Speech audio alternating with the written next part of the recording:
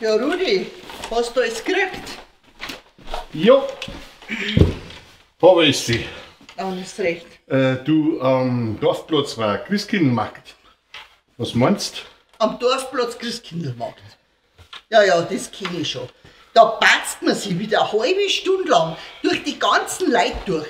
An jedem zweiten Standel muss man stehen bleiben, weil man irgendjemand trifft, mit dem man ratschen muss.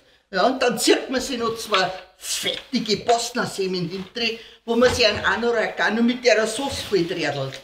Ja, und dann zum Schluss landet man wieder am Glühweinstand, trinkt 3 Glasel von dem pappsüßen Zeug mit Schuss und in der Nacht wackelt man an dort heim. Und was ist das Ende vom Lied? Am nächsten Tag haben wir alle 2 Schädel weh. Und? Gehen wir hin? Ja, freilich gehen wir hin. Auf geht's, ich will gerade noch Baum und Jacken. Ja.